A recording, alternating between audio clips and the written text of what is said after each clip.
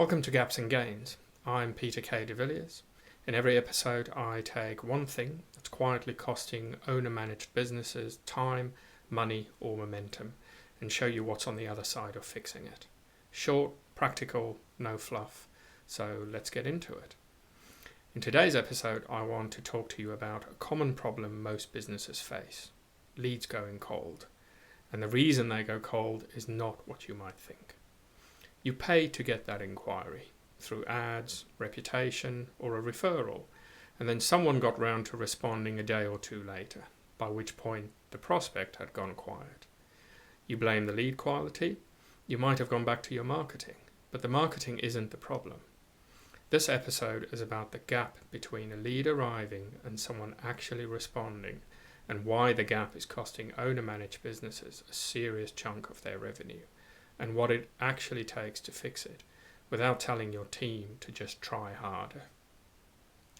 The leads you think went cold probably weren't bad leads. They were live inquiries that sat in someone's inbox while life got in the way. Most owner-managed businesses have no defined process for what happens the moment a lead comes in. The follow-up lives in someone's head, on a sticky note, under 47 other emails. It's not laziness, it's the absence of a system. The numbers behind this are brutal, and most business owners aren't aware of them. A Harvard Business Review study found that responding within an hour makes you nearly 7 times more likely to convert a lead than waiting longer. Wait 24 hours, which is roughly what most businesses do, and you are 60 times less likely to convert at all. More than 30% of inbound leads are never contacted at all. Another worrying stat is that the average sales rep gives up after one attempt. The data says it takes 6 to 8 attempts to make contact and get into a conversation. The real issue isn't response time in isolation. It's that most businesses have never actually decided what happens when a lead arrives. They've assumed someone will handle it. That assumption is costing them money every week. Something to think about. 78% of buyers go with the first company that responds. Not the best or the cheapest, but the first. That is your massive opportunity right there. You can win more business simply by being the first to respond. That's not a marketing problem, that's a process problem. How are you making sure you have every chance of being first? There's also a timing problem that many owners don't account for. More than 40% of inquiries come in outside business hours, evenings, weekends, early mornings, which makes sense. Your prospects and customers lead busy lives too.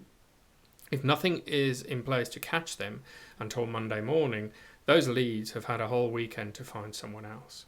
The gap isn't just about speed during the working day, it's about what the business does when no one's around.